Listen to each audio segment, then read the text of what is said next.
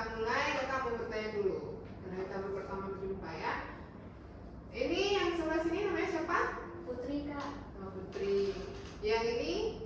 Firza, Kak. Oke, Firza. Udah makan? Udah, Kak. Nah, berhubung kita maksudnya siang ya. Oke, karena sudah makan semuanya apa udah siap untuk masuk ke pembahasan kita? Kira-kira kalian tahu gak sih apa yang harus kita pelajari hari ini? Belum, Kak. Kalian belum tahu? Nah, jadi ya untuk hari ini Dek Putri kita masuk di kelas IPBK membahas tentang soal literasi bahasa Indonesia. Nah, untuk ini yang kalian lihat di TV itu adalah salah satu contoh soal yang akan kita bahas untuk hari ini. Nah, yang ini itu ada literasi bahasa Indonesia. Nanti kita akan lanjut dengan literasi bahasa Inggris. Oke ya, kita mulai ya. Nah, kalian bisa lihat terlebih dahulu soal yang panjang ini mengandung banyak informasi ya. Nah, kalian bisa lihat.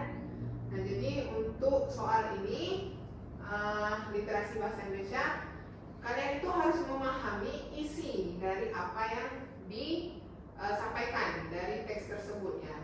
Tapi Kak, ini banyak sekali Kak, kami tidak punya cukup waktu untuk menjawab soal ini. Jadi bagaimana? Tidak Bapak. Jadi untuk memudahkan, kalian cukup langsung saja melihat pertanyaan apakah yang harus diselesaikan.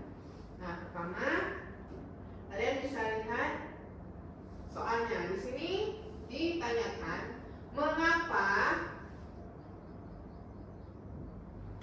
Ya. Nah, mengapa hanya sebagian kecil populasi dunia yang mengalami sans sneezing ya? Mengapa hanya sebagian kecil populasi di dunia yang mengalami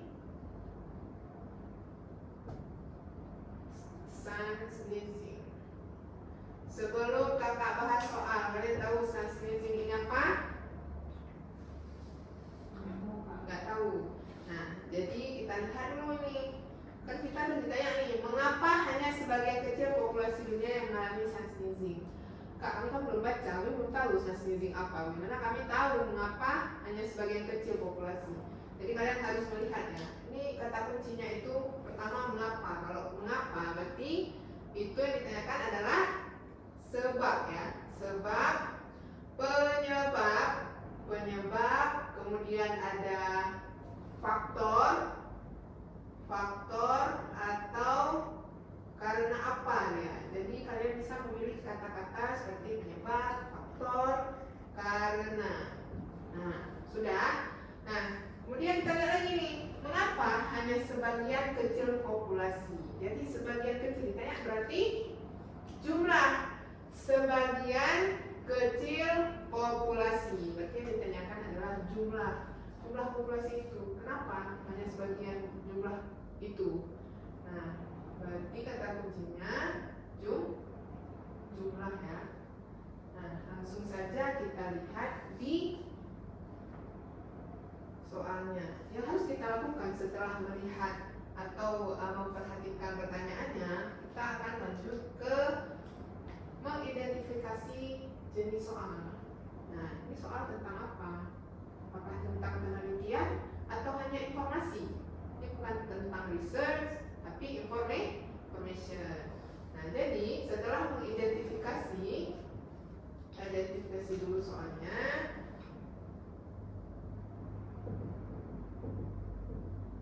Kemudian yang ketiga kita scanning. Nah, yang ketiga ini kita harus men-scanning ya. Tahu scanning? Kita harus dengan cepat mencari kata-kata ini tadi, penyebab, faktor, karena. Nah, dia di mana? Di paragraf keberapa? Coba kita zoom di paragraf pertama. Ada yang mendapatkan kata-kata penyebab di paragraf pertama? Coba diperhatikan terlebih dahulu. Tidak ada ya. jadi yang ada kata-kata penyebab itu di mana? Di paragraf kedua. Nah, kita langsung scanning ke paragraf yang keduanya. Nah, di sini kalian bisa lihat penyebab utama sun sneezing diduga berasal dari hubungan dekat antara saraf optik dan saraf trigeminal di otak. Nah, kemudian kita udah dapat nih yang penyebab.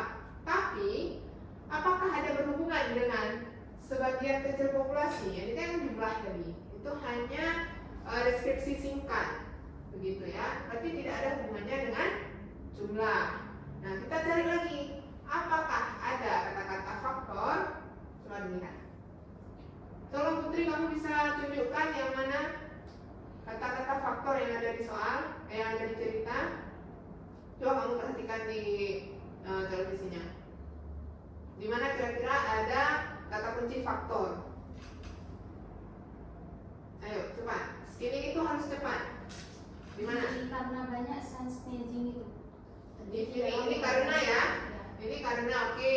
Kalau Firza, kamu bisa melihat tidak yang mana kata kunci terakhir yang dapat kamu temukan di paragraf kedua? Oke, yuk. Nggak tahu Kak, karena masih belum terlalu paham. Nanti aku berdasarkan aja. Oke. Nah, jadi ya setelah kita melihat tadi, Putri juga sudah menunjuk ya yang mana kata kunci karena tadi terletak ya. Nah, jadi untuk pertama penyebab kita sudah membahas ternyata dia tidak terlalu berhubungan dengan jumlah yang harus kita cari ya. Nah, kemudian yang terakhir ada faktor. Nah, di sini kita bisa lihat nih kalau dari selain itu faktor genetik juga berperan besar pada kondisi ini. Nah, genetik itu sangat berpengaruh dengan populasi ya. Nah, oleh karena itu kita lanjut ke jawaban-jawabannya.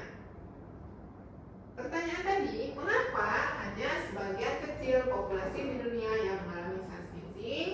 Jawabannya, nah Putri coba kamu lihat ya untuk A, karena ilmuwan masih belum tahu penyebab pastinya sehingga banyak orang yang masih belum sadar kalau mereka terkena sun sneezing.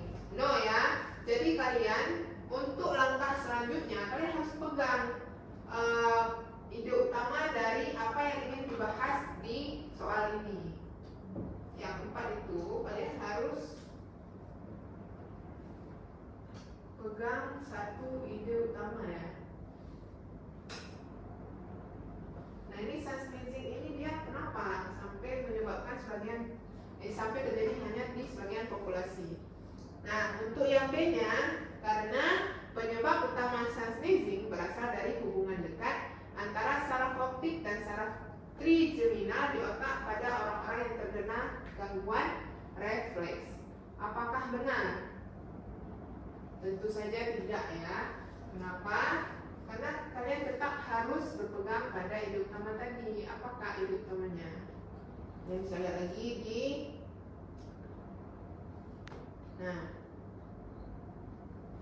untuk adalah di sini ya, pertama sun sneezing atau dikenal dengan atau dikenal dalam istilah medis sebagai optic sneeze atau PSR adalah kondisi di mana seseorang bersin ketika terpapar cahaya terang terutama sinar matahari. Nah, dan tadi kita juga sudah melihat faktor genetik yang berperan besar pada kondisi ini karena banyak sun sneezing terjadi dalam keluarga yang sama. Itu ada korelasinya dengan populasi.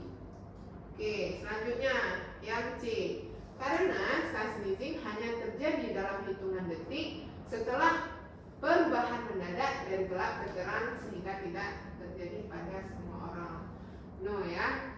Nah, untuk yang D, karena yang terkena sun sneezing hanya orang yang sering terpapar perubahan cahaya secara mendadak dalam pekerjaannya.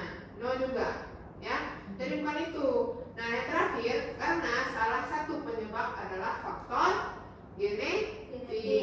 Walaupun dari beberapa jawaban ini ada yang hampir menipu ya, kalian tetap harus sesuai konsep. Nah, jadi kalian bisa menggunakan jawaban E sebagai jawaban yang benar.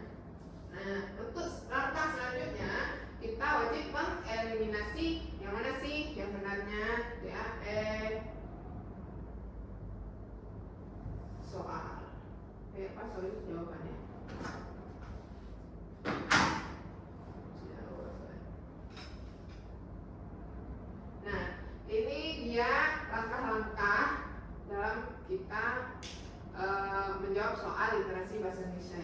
Yang pertama, coba ya kita ulang. Menentukan pertanyaan terlebih dahulu, kemudian mengidentifikasi, kemudian ketiga, men-scanning soal-soalnya. Yang keempat, kita harus memegang apa sih konsep dalam dalam cerita tersebut atau pegang ide utamanya. Nah, yang terakhir itu mengeliminasi jawaban atau menjawab yang benar. Nah, jadi untuk yang ini jawabannya apa, Dikri? Ibu. Ya, karena salah satu penyebabnya yaitu faktor genetik, sehingga hanya terjadi pada individu dengan keturunan Sansnizi. Oke, satu lagi untuk soal literasi bahasa Indonesia ya. Nah, yang kedua ini, kapan seseorang dengan Sansnizi paling mungkin mengalami refleks bersin? Nah, kita langsung saja ke pertanyaan tadi. Jadi apa sih kata kunci dari pertanyaan ini? Yang paling penting itu kata kapan. Nah, kapan berarti waktu ya. Dan paling mungkin mengalami kondisi. Nah, kita scanning sekarang untuk paragraf pertama. Kalau kapan berarti dilihat waktunya ya, kondisi tadi. Nah, ini dia ada dapat kondisi kan. Nah, kondisi di mana seseorang bersin ketika terpapar cahaya terang, terutama sinar matahari. Nah, tadi lagi terang. Nah, biasanya bersin hanya terjadi. Nah, terjadi ini itu salah satu kata menunjukkan kondisi ya. Dalam hitungan detik setelah perubahan mendadak dari gelap ke terang. Nah, jadi kalian garis bawahi dari gelap ke terang. Ingat ya, ini konsepnya terang. Ini kondisinya. Oke, kita langsung saja ke soalnya. Kapan seseorang dengan Sansnizi paling mungkin mengalami refleks bersin? Yang A, saat seseorang keluar saat siang hari dan memakai kacamata hitam. Nah, lihat konsepnya.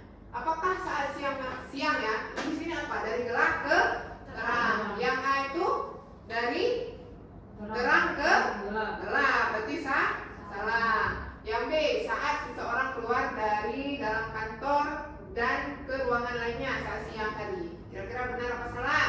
Terang-terang.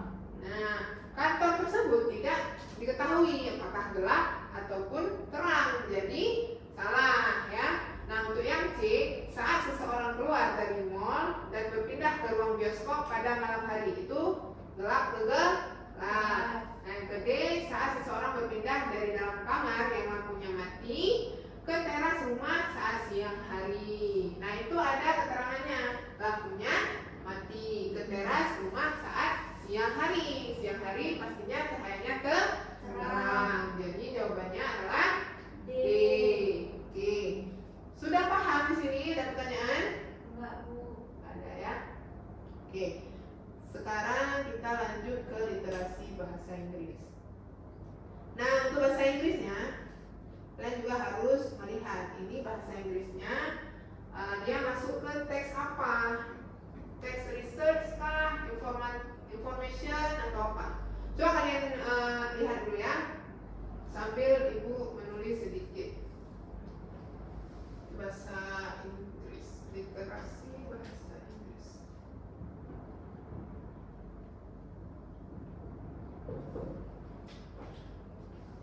Ini fokus ke struktur ya.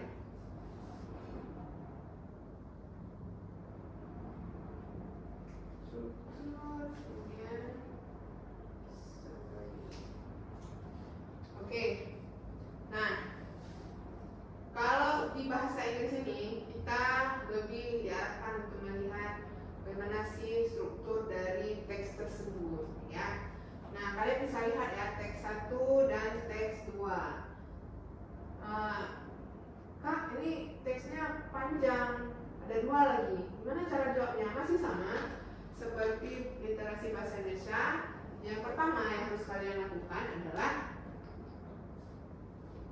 melihat atau langsung menuju ke pertanyaannya, ke pertanyaannya terlebih dahulu.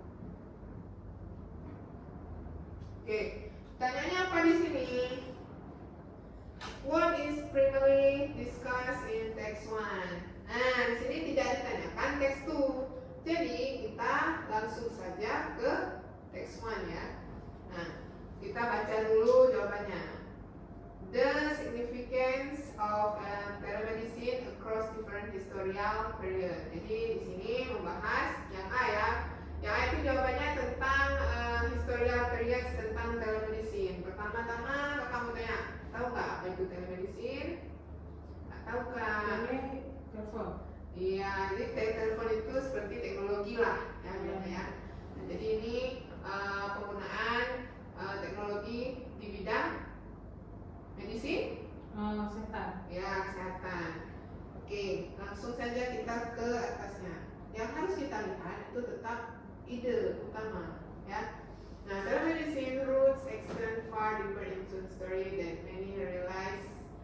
Okay, beginning in the 19th century with when doctor first experiment with long distance communication for medical advice. Oke, jadi untuk ini ya, tadi ditanya apa? Tadi ditanya primarily. Nah, ini tentang apa sih sebenarnya yang membahas teks ini tentang apa kira-kira? Kalian bisa melihat di paragraf pertama itu ada bagian. Nah, untuk bahasa Inggris ya, kalian harus melihat bagian awal, kemudian kata penghubung dan conclusion dari satu paragraf ini. Telemedicine rules extend, nah cari terus yang sampai satu kalimat nih, sampai device ya. Nah, ini tentang si telemedicine-nya. Kemudian cari kata penghubung over the ensuing decades. Nah, innovator propose using telephones and Gersbeck efficient. Nah, kemudian di kesimpulannya kalian bisa melihat di bagian terakhir dari paragraf. Jadi ada kata kunci itu development. Nah, di development itu kita bisa lihat apa sih jawabannya, ada nggak sih jawaban kita yang ada kata-kata developmentnya. Tadi pertama dibahas tentang telemedicine, kemudian ada kata-kata development untuk perkembangan ke depan ya. Seperti kalian bisa lihat di jawaban D ya. Nah, di D itu ada contribution of scientists and science fiction writers to telemedicine development. Oke ya, yang D.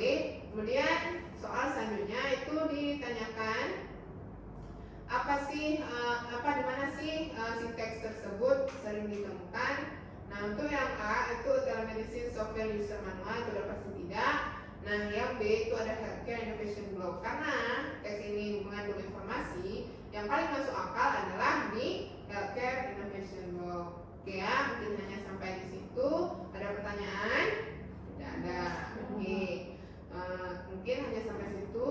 Kakak akhiri. Wabillahi taufiq. Assalamualaikum warahmatullahi wabarakatuh. Terima